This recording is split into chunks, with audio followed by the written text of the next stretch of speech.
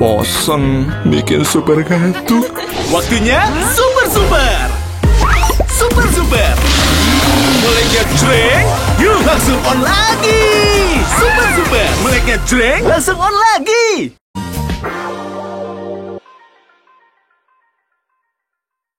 Halo pemirsa, selamat datang kembali di program Superdon, Super Opini, ruang diskusi kita untuk mengupas isu-isu terkini. Acara ini dipersembahkan oleh Super Sour Candy, meleknya jreng, langsung on lagi. Saya Tasya Lutmila dan tentu saja hari ini... Saya Don Bosco Selamon. Iya, saya ditemani Bang Don. Iya. Terima kasih Bang Don, kita sudah sama-sama nih, baru menyebut nama sponsor tadi kan? Iya, baru pengalaman pertama membawakan Superdon. Tapi yang juga menarik minggu ini Bang Don adalah kita merayakan 1 tahun dari pemerintahan Prabowo Gibran, 20 Oktober kemarin. Episode ini memang tentang itu jadinya. Masih tentang evaluasi bagaimana pemerintahan Prabowo Gibran. Kalau Bang Don melihat angka-angkanya, apa reaksi pertama Bang Don? Ya, saya mix perasaannya. Perasaan angkanya angka realistis, tapi kita belum tahu persis apakah itu mewakili betul yang terjadi di bawah. Oke, tapi rasanya angka itu masuk akal tidak, Bang Don? Ketika saya membandingkannya dengan angka survei beberapa waktu sebelumnya, saya merasa ini jadi normal, karena dia sedikit turun dibanding angka-angka sebelumnya. Dan itu biasanya diperpolitikan sepanjang pengalaman saya, entah Pak SBY, entah Pak Jokowi, biasanya Q1 itu naik, lalu kemudian bisa menurun. Menurun dan di tahun pertama biasanya itu dianggap normal. Masalahnya turunnya besar atau kecil. Kali ini menurut saya turunnya tidak terlalu besar, tetapi turun. Itu yang membuat saya berpikir, oh ini normal. Ini normal. Untuk membahas angka yang cukup tinggi ini, kita sudah kedatangan tamu yang super sekali, Bang Don. Super sekali, ya. Kita akan langsung sapa founder dan direktur eksekutif Poltreking Indonesia, Hanta Yuda. Halo Mas Hanta. Halo Tasya, Bang Don. Mas Hanta, terima kasih sudah datang ke sini. Terima kasih sudah datang. Teman Selalu menyenangkan kalau diskusi dengan Mas Hanta. Karena enak juga ngomongnya. Benar, iya. Mas Hanta, saya ingin bicara soal angka-angka dari Poltreking kemarin yang dirilis. Ini kan cukup tinggi ya Mas, tingkat kepercayaannya 81,5%. Tingkat kepercayaan. Tingkat kepuasan publiknya 78,3 untuk Prabowo Gibran dan 78,1 untuk Prabowo sendiri. Ya, seperti itu. Ini kalau Mas Hanta sendiri, sesuai prediksi awal, masih dalam range perkiraan Mas Hanta, atau ini sesuatu yang mengejutkan? Termasuk tidak mengejutkan. Karena dibandingkan dengan presiden sebelumnya, tadi Bang Don sempat singgung, baik Jokowi maupun Prabowo di 1 tahun pertama ini relatif tidak tinggi dan tidak rendah juga. Misalnya ketika kita bandingkan sebelum Jokowi meninggalkan singgasana kekuasaannya sebagai presiden, itu angkanya sekitar begini, hampir 80. Artinya kalau kita melihat dari sisi netral, optimismenya, ya mungkin tidak lebih baik dari yang sebelumnya. Tidak ada perubahan signifikan. Harusnya kan keberlanjutan itu, kalau awal awalnya sudah 78, mestinya sudah 80 sekian. Ini angle baru. Karena dikasih modal awal yang cukup tinggi. Modal awalnya tinggi, betul. Apalagi ada Mas Gibran kan, bisa dikatakan merepresentasikan Jokowi.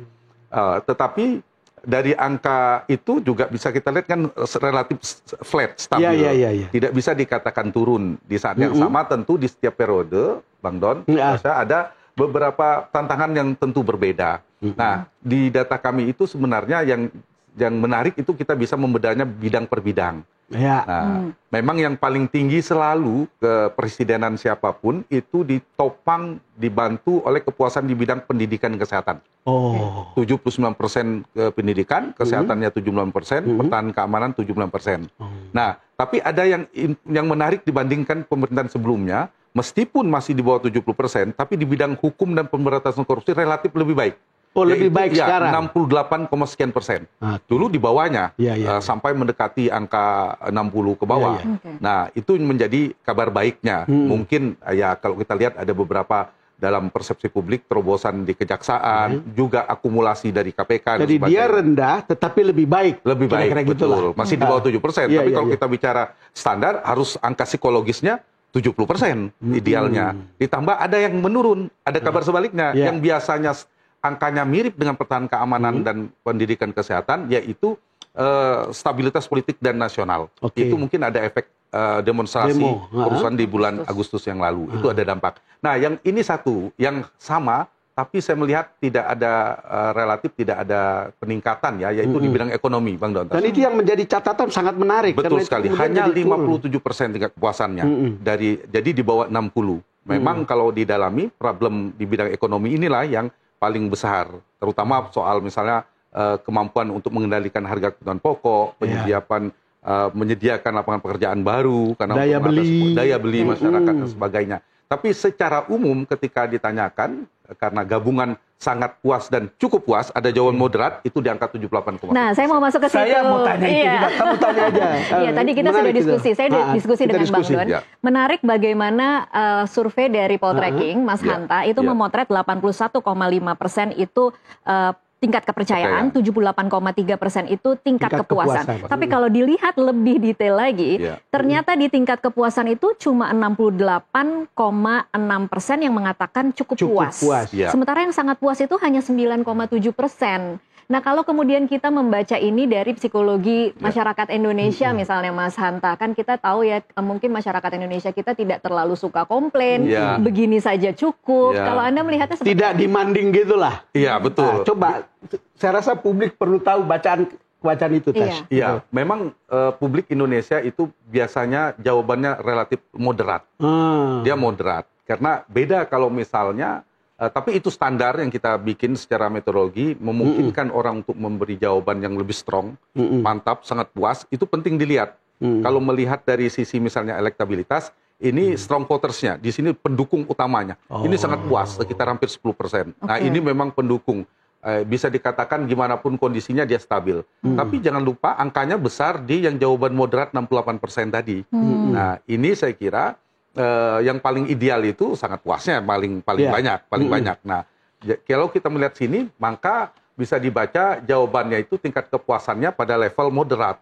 Moderat itu dalam makna standar ya, karena misalnya kami dalami di survei itu, Bang Don, Tasya, yang pertama, apa sih alasan puasnya? Kita dalami itu, ada beberapa pertanyaan. Nah, itu yang ada faktor personality presiden, ada faktor program prioritasnya, kemudian juga ada faktor program populisnya seperti apa dan terobosan.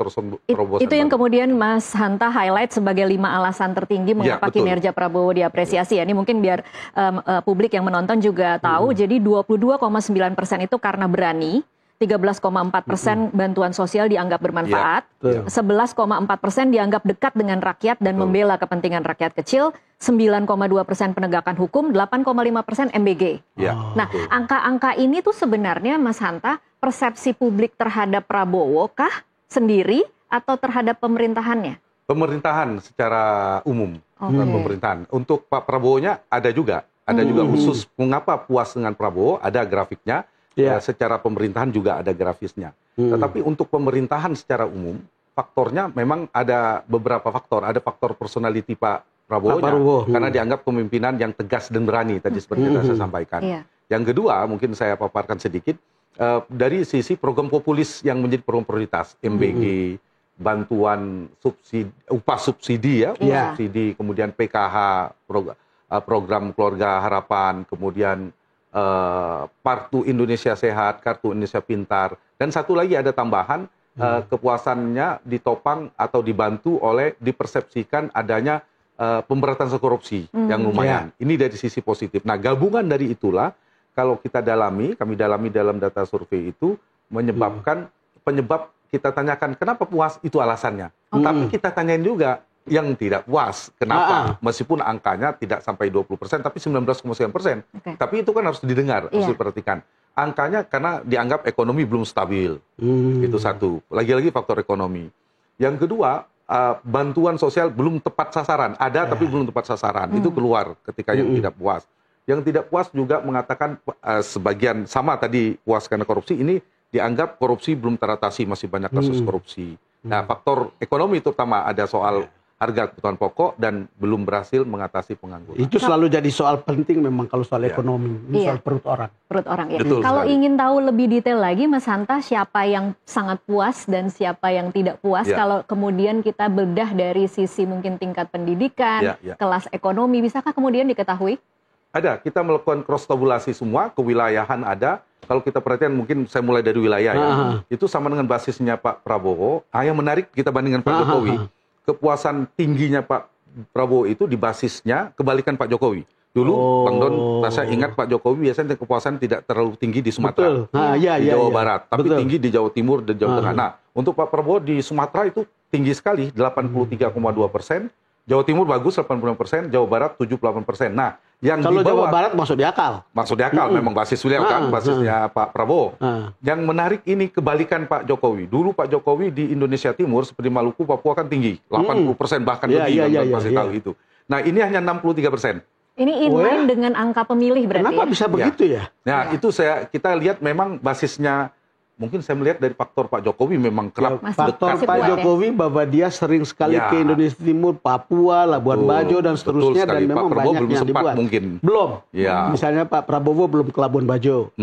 Ke Papua mungkin sudah, tapi tidak sesering Pak Jokowi. Betul gitu. sekali. Betul Bisa sekali. jadi hal-hal seperti faktor itu. Jadi ada yang terbalik dengan komposisi. Tapi memang awalnya kan Pak Prabowo dan Pak Jokowi ini basisnya tidak beririsan semula. Makanya faktor itu mereka membuat menang tebal kemarin itu. Itu artinya kalau sejalan Mas Hanta, ada tidak yang kemudian berbalik? Dari angka-angka pemilu misalnya, hasil pemilu yang kita memang tahu basisnya Jokowi di mana, basisnya Prabowo di mana, ada tidak angka yang anomali misalnya? Secara umum kita tidak menemukan anomali ya, karena angkanya relatif tinggi. Tapi yang kita bisa lihat memang yang menarik di Jawa Tengah. Kalau mungkin belum sampai anomali, hampir anomali mungkin ya. Karena yang lain itu angkanya di 80-an, tapi tingkat kepuasan di Jawa Tengah itu 70%. Di bawah 70%. Angka umum 78 kan. Kalau lihat itu memang kan basis PDIP. Ya, basis betul. PDIP itu adalah PDIP sekarang kan bukan orang yang ada dalam pemerintahan. Nah, walaupun gubernurnya adalah hasil dukungan Pak Prabowo, Gerindra gitu. Mas, itu saya mengutip ya satu hal, mungkin perlu komentar Mas Hanta. Itu kepala BGN usai rapat kabinet itu mengutip Presiden Prabowo yang mengatakan kabinet di tahun pertama ini lulus. Nilainya 8 katanya. Presiden memberi nilai 8. Angka yang Anda dalam survei itu ya more or less mirip lah gitu. 7,8 gitu. Ya 7,8 kan kita bisa kator jadi 8 ya. Dibulatkan jadi 8. Dibulatkan jadi 8. Gimana itu kira-kira pandangan Anda?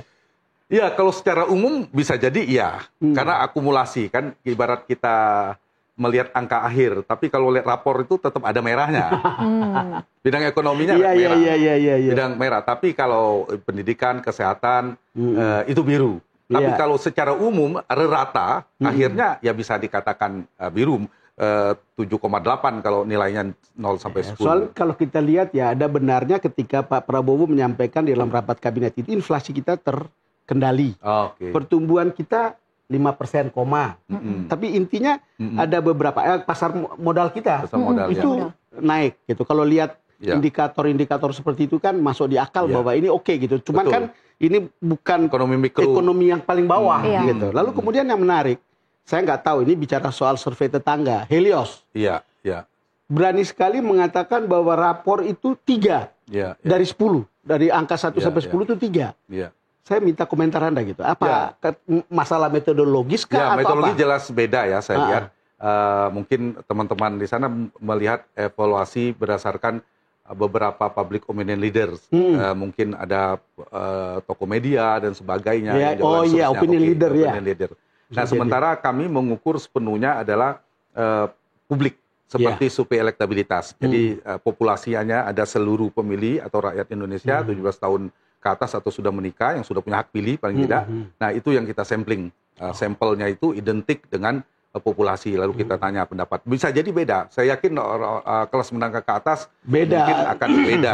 Misalnya kami punya data aja, kalau tingkat kepuasan dari ormas saja yang terasosiasi, saat ini jomplang ini, NU itu tingkat kepuasannya 79,2%, hampir 80, melampaui rata-rata, yang merasa terasosiasi terhadap NU. Tapi Muhammadiyah itu tingkat kepuasannya 52,2%.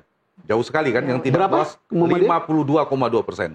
Yang Agak tidak beda puas ya. 43. Kan jauh itu. Iya, Jadi jauh, Muhammadiyah. Kalau jauh. lihat basis NU oke nih. Menengah atas dan menengah bawah ya, kira-kira ya. Salah satu dari sisi usia juga kita punya data generasi X itu di atas 80%, tapi Gen Z itu hanya 73%. Jauh kan, ada selisih Iya, usia iya. di bawah 22 tahun itu hanya 70-an% tingkat kepuasannya. Seperti tadi pertanyaan dari Tasya tadi. Itu yang menunjukkan kalau kita kelompokkan kelas menengah ya. Nah, ini juga sama dari sisi penghasilan, strata ekonomi, tingkat kepuasan yang pendapatan di atas 5 juta itu juga 70-an%, tapi yang di bawah 3 juta ke bawah itu 85% tingkat kepuasannya. Jadi terbalik ya. Terbalik. Jadi kelas menengah beda dengan kelas yang di bawah berarti ya. Ya, tapi ada juga ini agak tapi hampir sama 79%, betul.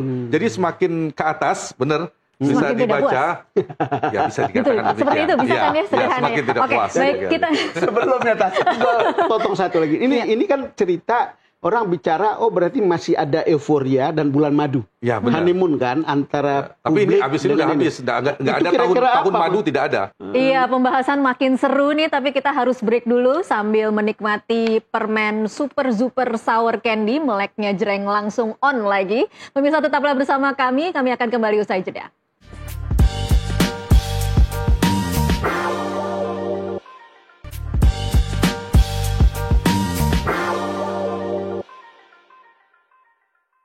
Pemirsa, Anda kembali menyaksikan Super Don Super Opini dipersembahkan oleh Super Super Sour Candy, meleknya jreng langsung on lagi. Kita lanjutkan perbincangan. Mulai pasti. Kita tadi sudah makan permen enak, kita lanjutkan perbincangan. Saya ingin membahas tiap bagian, Mas Hanta. Ya. Mulai dari yang paling tinggi, yaitu pendidikan dan kesehatan. Pendidikan 79,0% dengan rincian yang sangat puas tuh sebenarnya cuma 7,3%, Ya. tapi yang cukup puas 71,7%. Ya. Ini kan padahal ada catatan ya Mas Hanta, ada MBG yang punya banyak sorotan tentang bukan cuma kasus keracunannya, tapi juga transparansi bagaimana pengelolaannya. Ini bagaimana menjelaskannya dengan sekian banyak kasus, tetapi pendidikan ternyata masih jadi level tertinggi kepuasan masyarakat. Ya, pertama lagi-lagi saya mengatakan modal awalnya relatif bagus di bidang pendidikan. Kartu Indonesia Pintar Ya, misalnya. sudah ada itu. Iya, sudah ada. Dana bos dan seterusnya. Bahkan jauh sebelum Pak Jokowi, Pak SBY juga kinerja di bidang ekonomi relatif bagus. Itu satu. Yang kedua, program itu kan berlanjut. Program itu berlanjut sehingga publik masih mendapatkan persepsi di bidang itu relatif positif. Jadi kalau lihat keberlanjutan ini lebih masuk ke akal ya. Masih di akal. Idealnya begini mestinya. Di bidang ekonomi yang tidak gitu, yang hampir sama juga. Yang ketiga, kita lihat juga ada terobosan di bidang pendidikan yang meskipun kita tidak tahu seperti apa realisasinya, paling enggak tapi dalam persepsi publik, di branding, dikemas. Misalnya soal sekolah rakyat. Nah, itu kan ada gimana anak-anak yang tidak bersekolah akhirnya bisa diasramakan, bisa sekolah. Adalah terobosannya, meskipun dengan segala kekurangannya, seperti MBG ada beberapa catatan. Nah, itu yang membuat bertahannya. Meskipun saya mengatakan siapapun presidennya, bidang pendidikan ini orang akan relatif puas, kecuali ada sesuatu yang luar biasa, ada kasus besar di pendidikan dan sebagainya. Itu diuntungkan. Jadi mungkin itu dianggap sudah stabil di situ, walaupun kita punya persoalan soal mutu dan lain-lain kan? Iya, kalau didalami, ya makanya kalau kelas menengah ke atas, kelas elit, kalau Bang Don banyak sekali catatannya nanti. Tapi kan kalau ini di level mengukur menengah ke bawah, persepsi yang didapatkan begitu. Dan sebagian masih menikmati program-program populis seperti Kartu Indonesia Pintar seperti yang saya katakan itu tadi. sama dengan di bidang kesehatan kan. Jadi kesehatan Ya, itu kan betul. BPJS kesehatan kan sudah Jalan. banyak sekali Ya. dipakai. Karena Pelayanan ada kesehatan gratis Ditambah ditambah. dengan Kesehatan. pemeriksaan kesehatan gratis, Gratis, betul. akhirnya bisa jadi ya keberlanjutan, tapi kemudian ada yang baru gitu. Ya, ada yang baru, betul. Keberlanjutan ada yang baru. Nah, itu yang membuat mungkin diuntungkan para menteri-menteri di bidang pendidikan dan bidang kesehatan ini kebantu. Sudah modalnya bagus, ditambah lagi suntik investasi lagi dengan sesuatu yang baru, sehingga itu memberikan dampak positif dari sisi itu. Meskipun tadi saya kasih catatan yang Tasya bilang sangat puasnya jauh lebih rendah ketimbang yang cukup puas. Jadi kalau ngomong cukup ya cukup lah ya. nilai Untuk 7 kita ke itu atas. standar cukup itu sudah itu. bagus. Iya, betul. Cukup itu sudah bagus ya Bang Dode. Iya benar juga. Oke, tapi kalau kemudian boleh sedikit membandingkan dengan periode yang sama ketika presiden sebelumnya di periode pertama, Mas Hanta, dengan juga memperhitungkan program-program yang dilaksanakan di dalam 1 tahun. Ini kan 1 tahun ini kita banyak sekali program ya. Dibandingkan dengan Presiden Jokowi misalnya di periode pertama. Persisnya ada 17 program utama. Iya, ini kan Presiden. apa? Kalau membandingkan apa yang bisa kita pelajari dari angka yang cukup tinggi ini? Ya, pertama memang ada beda dari situasi struktur politiknya. Itu yang berbeda. Tetapi dari sisi modal awal harusnya Pak Prabowo jauh lebih besar ketimbang Pak Jokowi. Kenapa? Jokowi di periode pertama kalau mau ingat itu dukungan politiknya hanya 36% di parlemen.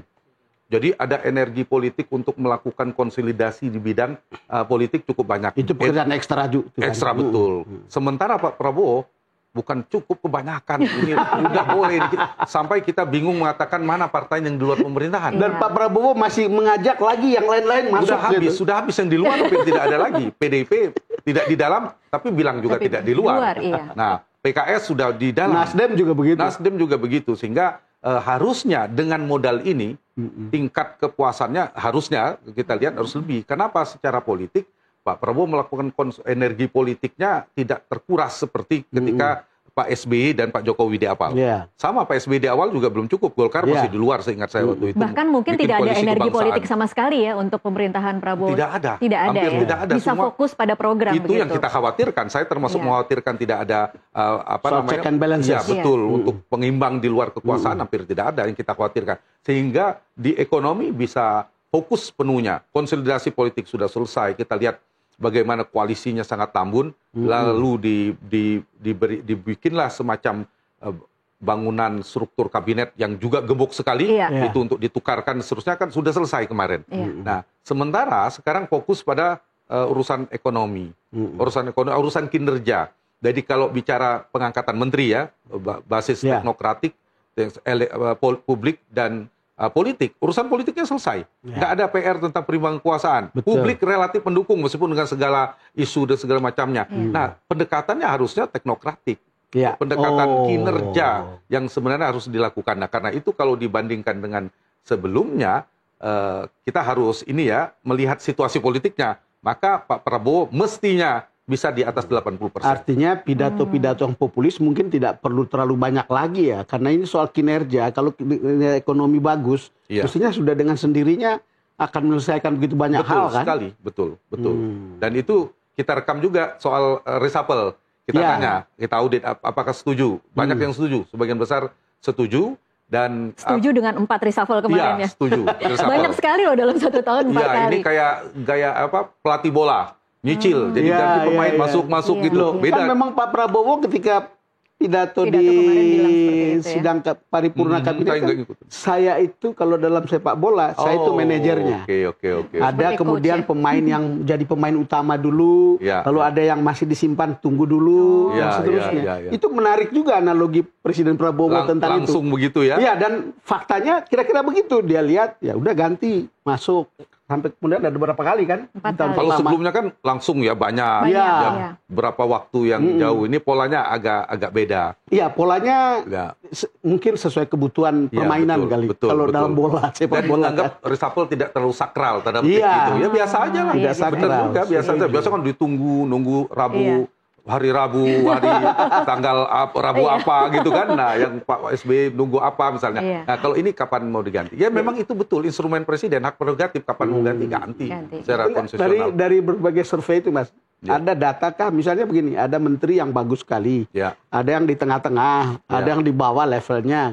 Karena saya baca dibilang bahwa ada orang yang kerjanya di tengah-tengah saja, biasa saja, tapi itu sentimennya positif begitu.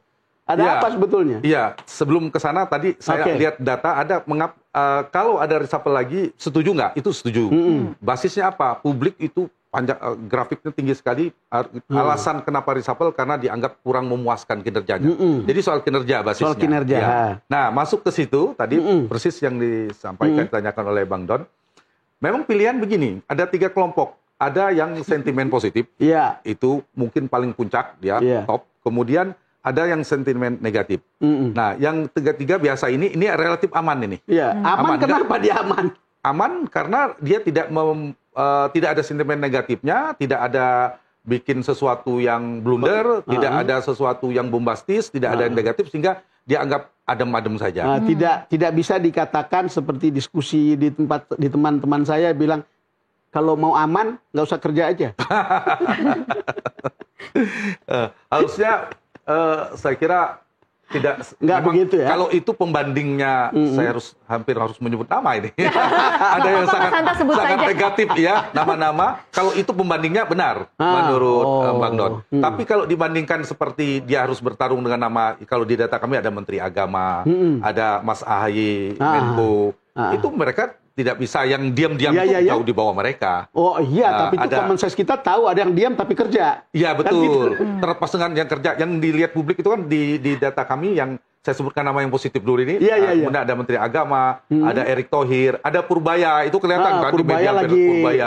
Kemudian ada AHY, ada Menteri Kesehatan, itu kelihatan pergerakannya. Ada termasuk Zulkifli Hasan sering bicara pangan, kemudian Teddy Seskap, kemudian Jaksa Agung, itu yang sering muncul di media terukur relatif positif. Tapi yang seperti Bang Don bilang, artinya juga, sentimen dan kinerja itu sejalan, kira-kira gitulah. Ada yang tidak sejalan, yang tidak sejalan itu mungkin bias popularitas. Mungkin. Siapa tuh misalnya Mas Hanta? Siapa tuh yang bias popularitas? Bias popularitas itu bisa jadi orangnya populer, tetapi dia tidak ada isu negatifnya, yang itu Bang Don bilang, dia akan berada di agak atas. Ya, karena dikenal, dianggap positif lah. Orang Indonesia kan karakternya pemaaf, moderat tadi, tanda petik pendek ingatan itu, ya kalau orang salah lupa lagi. Cepat lupa. Pemaaf lah, jangan pendek ingatan. Saya pemaaf. Mas Hanta. Mas Hanta, tapi kalau bicara soal pertanyaan bidang mana yang perlu di reshuffle, ini ada 3 yang paling tinggi tuh ekonomi. Saya mau cari tahu namanya. Ekonomi, hukum, HAM, imigrasi dan pemasyarakatan, dan bidang pangan, itu 3 paling besar ya berarti? Ini artinya orang-orangnya kita bisa tahu dong ya? Ya, itu lagi-lagi itu adalah terkait yang paling dekat dengan urusan ekonomi ya. Makin ke bawah itu kan ngurus pendidikan, jadi diuntungkan. Yang bawah itu kan kita berbasis pada Kemenkoan, Menko. Bukan menterinya ya, tapi ke bidangnya. Makin ke bawah itu nyambung dengan, kalau kita analisa, nyambung dengan kepuasan di bidang. Pendidikan paling sedikit respon publik mengatakan perlu diresapel. Coba dibuka PMK kalau nggak salah. Yang paling rendah sedikit. Yang paling tinggi kan urusan ekonomi, kedua pangan masih ada kaitannya, infrastruktur masih ada kaitan dengan ekonomi. Jadi kalau namanya Tasya ya 2. Jadi kalau ada kementerian di bidang itu, lalu isu negatifnya banyak, nah itu paling direkomendasikan oleh publik, bukan publiknya. Saya rasa ini dikasih ke Pak Prabowo supaya jadi bahan rapor. Sebenarnya kita bisa memprediksi ya nama-nama di mana isu common sense kita mengatakan Jadi kalau dibaca Pak Prabowo besok lagi reshuffle lagi nanti jangan-jangan ya. Kita bicara Bang Don nanti yang sampaikan. Kita bicara soal ada beberapa yang tadi kita kembali lagi ke depan, Mas Hanta, soal pertahanan keamanan 75,5%, ini ketinggi tertiga ya? Iya, betul sekali. Kepuasan masyarakat. Betul. Padahal kan sebenarnya ada perluasan peran militer yang kemarin sempat juga jadi isu yang cukup panas ya? Nah, isunya lagi-lagi elit ya? Yes. Jadi masyarakat tidak terlalu terpengaruh. Tidak terlalu terpengaruh. Kalau soal hukum dan pemberantasan korupsi, kebetulan itu turun ya, nggak terlalu tinggi kan? Nggak terlalu tinggi, betul. Bang Don hafal betul dibanding sebelum-sebelumnya. Karena itu sudah soal lama, Mas. Iya. Apa sebetulnya yang terjadi kalau dari survei? Yang stabil itu ekonomi, pendidikan dan kesehatan itu stabil, selalu tinggi. Pertahanan keamanan agak turun sedikit. Kemudian tadi stabilitas politik juga nggak pernah di bawah 70% gitu. Stabilitas nasional. Ya mungkin efek Agustus yang lalu. Nah, tapi kita harus mengatakan objektif, ada kenaikan di bidang hukum. Betul. Hukum itu selalu rendah. Nah, sekarang hampir mendekati angka 70%. Dan itu sebetulnya dibantu, apakah betul karena dibantu oleh kinerja kejaksaan yang menangkap para koruptor besar? Saya ingin mengatakan itu, betul sekali. Dan itu kan di dalam rekaman publik cukup sering kan di media, di media sosial. Faktor itu. Meskipun faktor satu wamennya jadi tersangka. Ya, kan? tapi faktor kejaksaan kemarin kan kita lihat penyerahan aset berapa triliun, Pak Prabowo ke sana uangnya. untuk show off bahwa ini loh kita sudah ini. Dan itu kan baru ya, tanda petik yang agak susah ketika publik melihat persoalan hukum ini kan susah. Dulu memang di KPK, kejaksaan jarang. Betul. Sekarang kejaksaan itu betul-betul hebat kejaksaan sekarang. Nah, begitu. Faktor kejaksaan menyumbang tingkat kepuasan di bidang hukum. Di bidang yang hukum. Membuat dia lebih naik sedikit. Itu harusnya dilakukan oleh pemerintah. Jadi ini yang menarik ya, Bang Don, yang ini ahli-ahli orang-orang komunikasi, orang media. Sama pentingnya ini realisasi program kerja keras, tapi ada kerjaan ini sama pentingnya apa? Komunikasi strategis. Komunikasi kan. Mengkomunikasikannya. Sebelum mengkomunikasikannya harus ada kemasannya. Nah, dia ngemas dulu apa yang sampai di publik, apa yang sudah dikerjakan, lalu disampaikan, itu penting. Tapi bisa jadi ada kementerian kerjanya banyak banget, tapi dia tidak bisa mengemasnya, tidak komunikasi tidak tepat. Ketika kita rekam audit persepsi, nggak positif juga. Menarik ya Mas Ada yang bisa ngomong walaupun kerjanya sedikit gitu. Sebaliknya bisa jadi. Yang paling menarik dua-duanya harus bagus. Tapi yang menarik kemarin itu ketika Pak Prabowo ke kejaksaan, melihat tumpukan uang, itu bahasa visual yang sangat kuat untuk mengatakan ini loh, kalau korup itu, ini triliunan itu juga mas begini ini. Bukan semuanya, belum semuanya itu. Benar Bang Don. Jadi memvisualisasikan apa yang selama ini abstrak di mata kalau publik dibilang, berbentuk uang begitu ya. Dibilang korupsi 1 triliun. 1 triliun itu orang menganggap itu besar. Tapi seperti apa besarnya? Visualisasi itu lebih bagus. Kemarin itu hebat. Nah itu bagus. Itu yang saya maksud mengemasnya dan mengkomunikasikannya. Ini sebagai contohnya adalah di bidang itu kejaksaan. Itu satu. Yang kedua, sebelum-sebelumnya panggung itu biasanya didominasi oleh KPK. Yang menariknya sekarang kejaksaan. Yang kejaksaan biasanya dianggap selalu buruk. Tingkat kepuasan kejaksaan relatif lebih bagus gitu. Nah itu juga faktor hukumnya kita harus mengatakan. Lagi-lagi ekonomi memang belum. Jadi kalau kejaksaan tidak seperti itu kinerjanya, bisa lebih buruk. Karena kepolisian juga buruk. Aparat penegak hukum yang lain buruk. Tertolong oleh kejaksaan sebetulnya. Betul sekali, setuju. Datanya menunjukkan demikian. Dan tontonan dalam politik ini kan soal persepsi, saya ulangi. Kalau elektoral, siapapun yang bisa menangkan persepsi publik, dialah pemenang dalam pertarungan politik. Nah, tapi persepsi ini harus berdasarkan realitas kan. Nah, itu yang bicara kejaksaan, kemudian ditangkap oleh publik, dikemas dengan tepat, komunikasinya strategis, dan dapat efeknya. Bisa di atas 70% dugaan saya. Bayangkan ketika Pak Prabowo meminta supaya uang negara dari korupsi itu kejaksaan harus bisa mengembalikan sampai 150 triliun. Iya. Itu gede loh itu. Dilihatin pula uangnya itu oleh masyarakat umum. Melihat itu penting kan? Gitu. Serious believing. Politik dan stabilitas nasional 65,7 ini turun atau turun? Ini termasuk angka yang turun dibandingkan sebelumnya. Dan ini pengaruh Agustus. Iya, saya kira itu yang paling berpengaruh. Kalau bicara stabilitas dalam konteks dukungan politik di parlemen tadi sudah tuntas, sudah selesai lah. Kita juga mengkhawatirkan terlalu kuat, terlalu banyak. Yang dalam konteks ini adalah yang kemarin di bulan Agustus itu punya dampak. Mungkin kalau terjadi recovery sudah membaik, pulih, mungkin bisa naik. Termasuk hukum setelah kemarin Pak Prabowo dan Jaksa Agung menunjukkan itu bisa jadi bisa melampaui 70% dugaan saya. Nah, kita tidak tahu ekonomi. Kemarin kan ada suntikan tentang BLT kalau nggak salah ya. Iya, BLT kemudian yang kebijakan Menteri Keuangan yang menarik uang dari BI yang 200 triliun itu juga ini kemarin kita ketemu Wakil Menteri Keuangan di sini. Dia bilang tunggu tidak bisa dilihat sekarang gitu. Mungkin nanti 2 kuartal berikutnya akan terlihat hasilnya. Nah, ini konsisten dengan temuan kami yang puas itu. Kenapa puasnya? Karena faktor program populis tadi. Program bantuan sosial, pendidikan kesehatan, MBG termasuk dengan segala kekurangannya.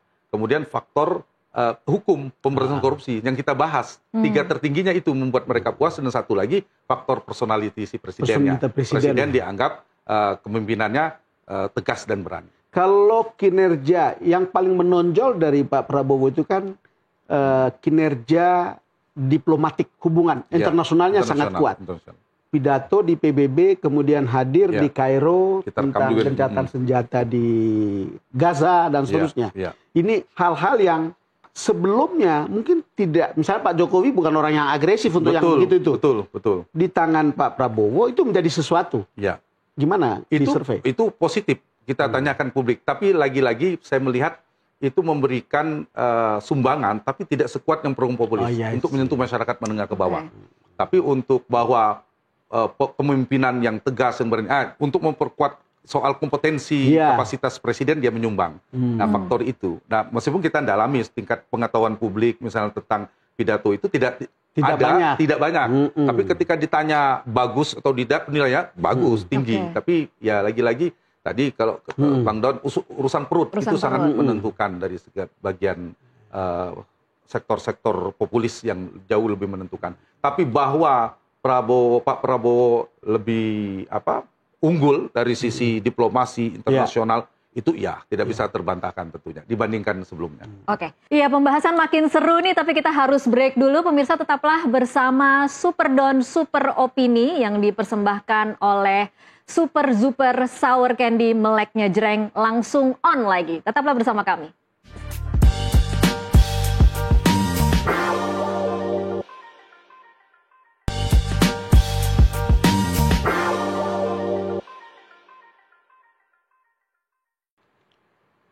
Pemirsa, terima kasih Anda masih terus menyaksikan Super Don Super Opini dipersembahkan oleh Super Zuper Sour Candy meleknya jreng langsung on lagi. Kita lanjutkan perbincangan, ini segmen terakhir, tapi kita masih punya banyak waktu untuk berdiskusi. Saya ingin kembali lagi ke Mas Hanta soal demokrasi, politik, dan juga stabilitas nasional. Kalau kita ingat, bulan Agustus itu kan sebenarnya situasinya cukup kritis ya Mas Hanta. Kita lihat bagaimana rakyat marah pada wakil rakyatnya. Kita merasakan wakil rakyat ketakutan didatangi oleh masyarakat atau dijarah rumahnya. Kita juga lihat ada pembakaran gedung-gedung pemerintahan di beberapa kota besar di Indonesia. Polisi persisnya. Iya. Apa yang kemudian harus jadi catatan untuk pemerintahan Prabowo? Karena mengingat ini memang angkanya juga cukup turun ya berarti Mas Hanta. Di bidang itu ya, betul. Pertama tadi yang perlu digarisbawahi adalah bidang stabilitas nasional dan ekonomi yang berada di bawah. Nah, yang mungkin tidak secara langsung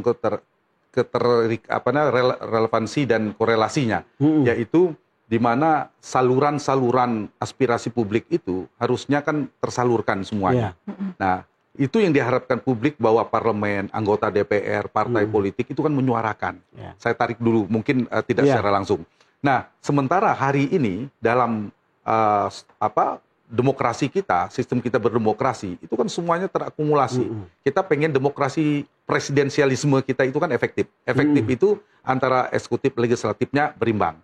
Ya dia mayoritas, tapi mayoritas sederhana, pas terbatas. Ini ada super ini, super mayoritas, sangat super ini, karena hampir 100%, bisa 100% dukungan parlemennya. Itu kan tidak ada. Hampir tidak ada kita mendengar aspirasi itu disampaikan oleh partai politik.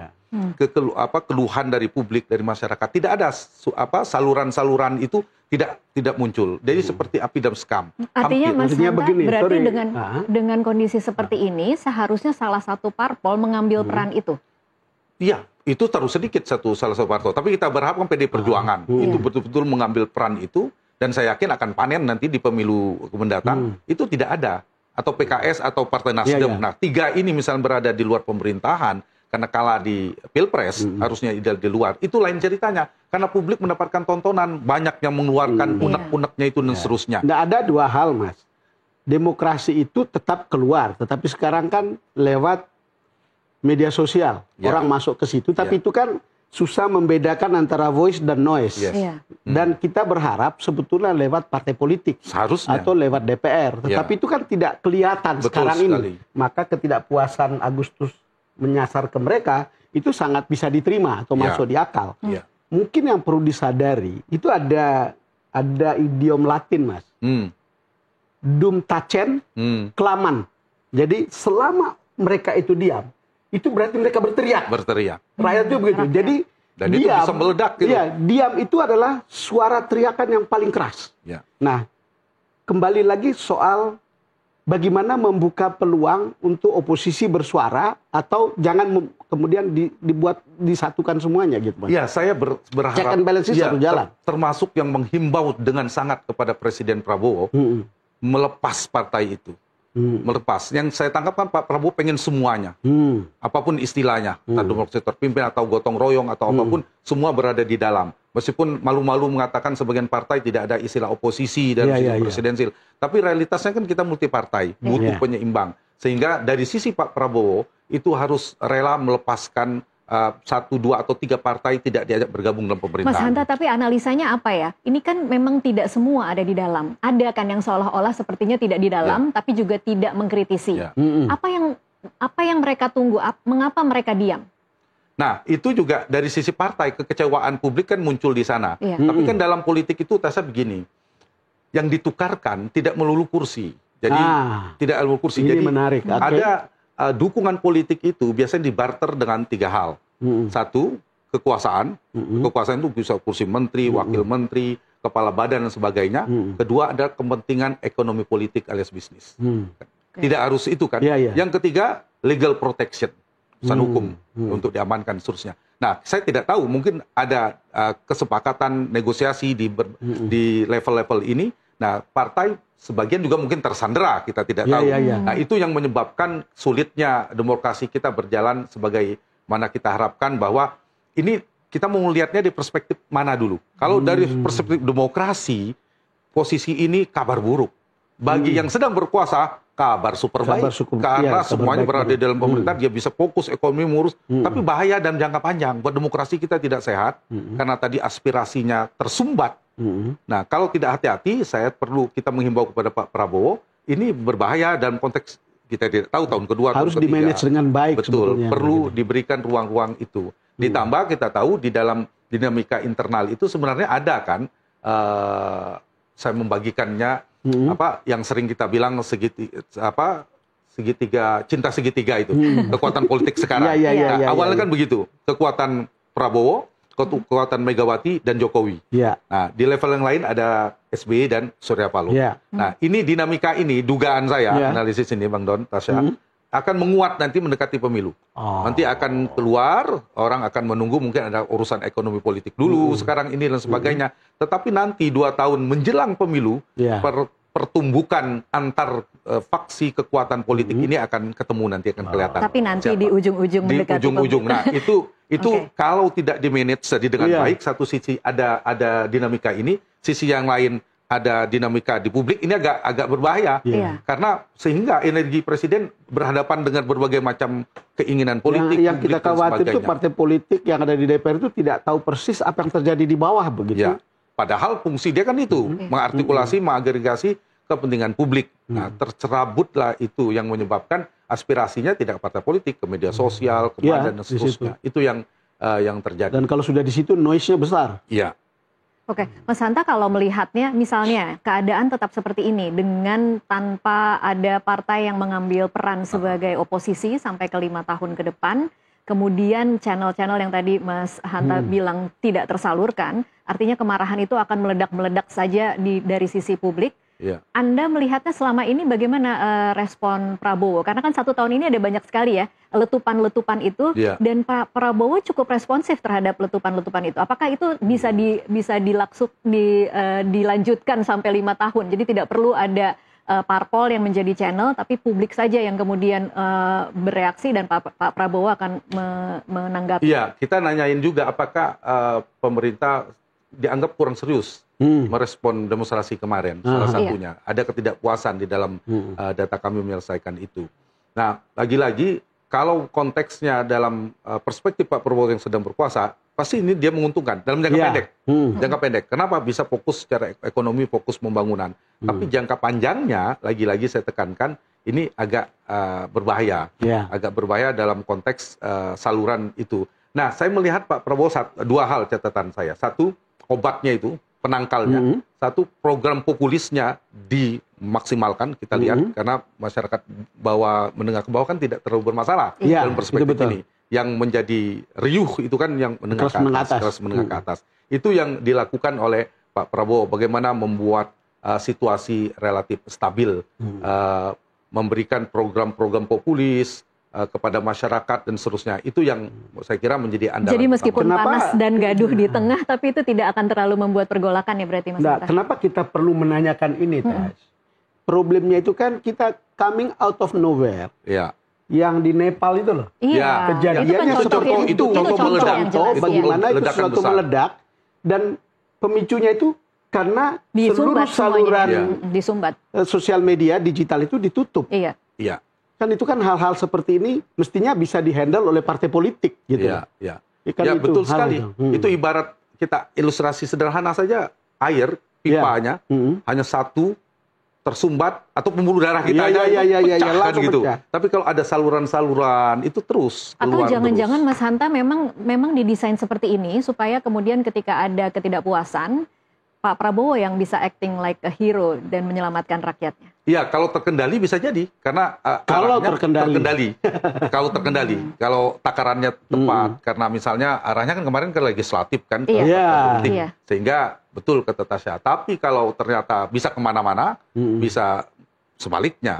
Nah, itu yang saya kira perlu diantisipasi. Hal yang kedua, saya lanjutkan tadi. Kita khawatir Pak Prabowo tidak mendapatkan informasi realitas yang utuh. Itu juga penting, di mana situasi itu harus dihadapi. Saya melihat pendekatannya kan tadi kita melihat menengah ke atas, menengah ke bawah. Iya. Menengah ke atas, menengah ke bawah tadi nggak diselesaikan dengan BLT, dengan perum populis. Nah, program relatif yang menengah ke atas ini kelompok masyarakat ini harus diperhatikan juga. Oke. Nah, ini yang saya kira program-programnya belum tersentuh. Soal demokrasi, soal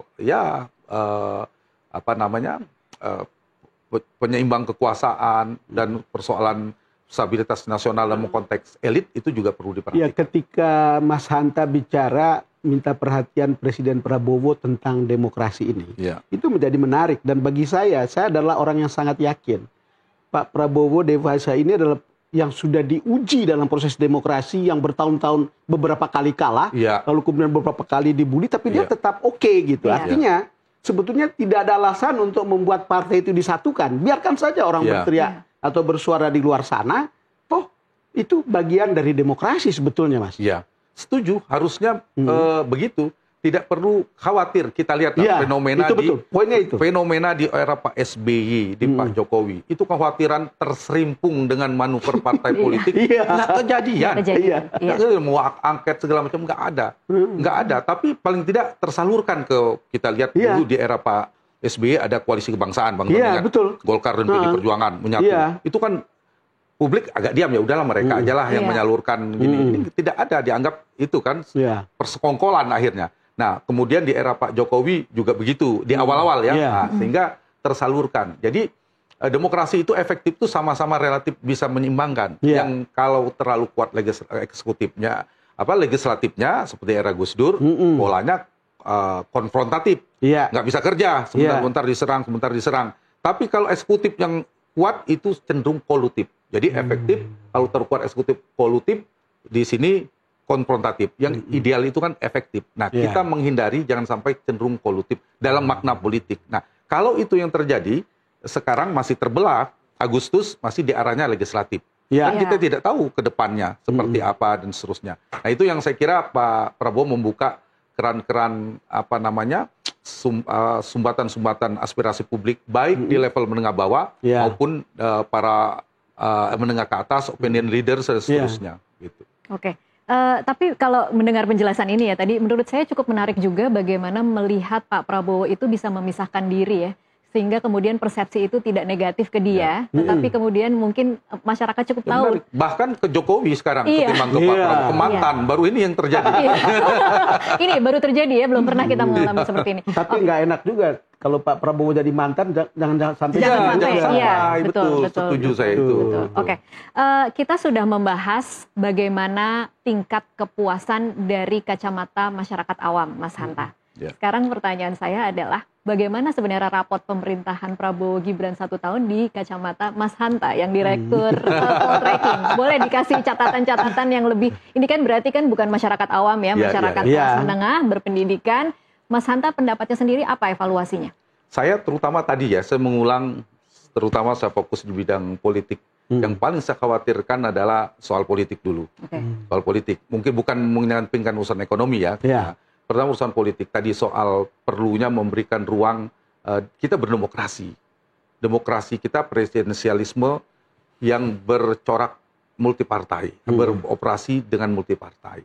Karena itu partai harus berfungsi sebagaimana mestinya supaya demokrasi kita sehat. Nah, catatan saya itu yang harus dibuka keran politiknya. Yang kedua, di bidang ekonomi, saya sejalan dengan hasil data ini, rapot terburuknya berada di ekonomi. Nah, cuma catatan saya, antara realisasi dan komunikasi publiknya, ada sebagian realisasinya relatif sudah bagus, tapi belum dikemas dengan baik, kemudian belum dikomunikasikan dengan strategis. Nah, ini yang saya kira catatannya orang-orang kayak Pak Don, Tasya, orang yang paham di komunikasi publik, saya kira paham bahwa bukan strategi, istilahnya mungkin lebih pada jurus trik komunikasi publiknya harus diperbaiki dengan kemasan yang tepat. Itu yang nomor 3. Jadi secara umum saya melihat pemerintahan Pak Prabowo, kalau dilihat secara optimisme, dia bisa mempertahankan dengan berbagai gejolak dibandingkan pemerintah sebelumnya bertahan stabil, relatif lah. Kalau Pak Prabowo mengatakan nilainya B, oke, saya relatif sepakat.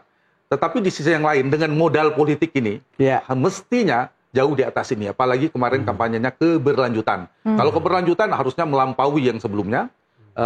Kemudian modalnya sudah sangat tinggi. Apalagi yang kita khawatirkan banyak dalam jangka panjang tadi, partai yang sudah banyak, energinya tidak terkuras lagi urusan politik. Ini satu-satunya. Tidak ada konsolidasi kekuasaan yang terlalu rumit. Kalau di era SBY agak rumit Pak SBY. Oh iya, rumit betul. Mohon maaf, ada wapres. Periode pertama juga pusing karena partainya periode tidak pertama besar. yang saya maksud. Apalagi ada Pak JK. Cukup merepotkan kan? Dengan manuver Pak JK, dengan kepiawaian politiknya. Belum lagi parpol-parpol yang 2 kaki. Parpolnya bukan parpol terbesar Pak SBY pada saat itu. Iya, betul. Bukan partai besar, kecil. Pak Jokowi juga begitu, belum cukup. Bukan jangan lihat Jokowi yang terakhir ya, Jokowi yang awal itu PR mengkonsolidasi kekuasaannya susah. Nah, sementara yang sekarang itu karena keberlanjutan tadi itu sudah terkonsolidasi. Saya melihat cara Pak Prabowo melakukan konsolidasi kekuasaan, energi awalnya itu seperti melihat Pak SBY dan Pak Jokowi, padahal beliau sudah didukung banyak. Jadi akhirnya menurut saya ini dosisnya berlebihan. Pak Prabowo kalau overdosis kan bahaya. Di politik overdosis. Pak Prabowo ini tidak hanya mengkonsolidasikan semua partai politik, tapi juga semua mantan presiden. Ya. Hebat kan? Betul sekali. Sekaligus kepiawaian memanfaatkan situasi di mana kita tahu Pak mantan-mantan ini kan Tetapi sekarang tidak bisa pertanyaan saya Mas Hanta, jangan-jangan bukan persoalannya pada Pak Prabowo, Presiden Prabowo, tapi pada partai politik. Partai politik dan mantan-mantan tadi juga. Ya, dimanfaatkan, tanda petik ya. Dalam makna positif, dimanfaatkan situasi itu. Termanfaatkan. Misalnya, kita ngomong mantan dulu. Ini kan Pak SBY, Ibu Mega, Pak Jokowi, ini kan segitiga yang tidak bisa bertemu. Betul. Tidak bisa. Karena itu, ini keluarlah Pak Prabowo hero di tengah itu. Kalau dulu kita lihat Pak SBY sulit, terserimpung oleh manuver partai di awal. Ada Pak Abu Rizal Bakri, kita ingat dulu di Golkar. Wah, itu kencang sekali manuver. Ada PKS. Kemudian kita bandingkan sedikit. PKS, Jokowi di periode awal juga gitu. Ada aktor-aktor politiknya. Nah, sekarang itu tidak ada aktor yang dominan. Pak Surya Paloh tidak sehebat semanuver dulu. Pengendalinya tidak ada. Inilah kemenangan Pak Prabowo dalam konteks politik elit. Tidak ada satupun tokoh politik yang bisa bermanuver dominan. Nah, karena tidak ada yang kuat, maka saya lah. Bahkan Ibu Mega menjamin menentukan tidak akan mengganggu pemerintahannya. Itu komitmen yang mahal. Komitmen mahal. Iya, dan itulah membuat Pak Prabowo menjadi kunci bagi komunikasi semuanya, memanfaatkan situasi ini. Di saat yang sama, tadi partai politik juga. Nah, itulah yang membuat hati-hati godaan ini. Godaan bagi Pak Prabowo ini sudah terkonsolidasi, ini sudah terkonsolidasi. Nah, jangan lupa, ini kita berdemokrasi. Nah, demokrasi ini penting, jangan sampai tergoda karena semuanya tidak ada. Karena yang merepotkan itu adalah kalau partai politik itu adalah di tingkat elitnya, tapi kemudian bisa berbeda sekali dengan arus bawah. Kan itu kan yang tadi kita bilang tersumbat aspirasinya, yang ini kita khawatirkan sekarang tidak. Meskipun sudah ada kemarin Agustus, jangan sampai kita terulang. Meskipun arahnya masih ke legislatif. Nah, itu saya kira yang perlu diantisipasi. Meskipun arahnya masih ke legislatif, arahnya lebih kencang ke Pak Jokowi sebagai mantan. Nah, kita tidak tahu perkembangannya. Ini kan godaan kekuasaan. Saya mengistilahkan kegodaan bagi Pak Prabowo ini luar biasa. Ibarat makanan ini ini situasi yang enak semua ini. Iya. Banyak yang bisa kejadian unpredictable. Betul. Oke. Ada mantan yang dianggap begitu, Iya. ada situasi partai politik. Nah, saya kira Sangat harus sekali bicara Iya. ini Mas Hanta. Mantan terus tadi yang disebut. Oke, ini pertanyaan terakhir. nanti soalnya pertarungan putra para mantan Nah, presiden. iya, Ini itu jadi juga menarik. cawapresnya Iya, Prabowo iya, ini. iya, iya, itu menarik. Putra para mantan. Ada Gibran, ada AHY kan? Iya. Bang Don, ini saya dibisikin produser. Saya Kenapa? diminta bertanya juga ke Bang Don. Kira-kira prediksi dalam tahun kedua, tahun ketiga akan seperti apa dengan angka modal yang saat ini dimiliki oleh Prabowo? Ini menarik ya. Tadi kita buka bahwa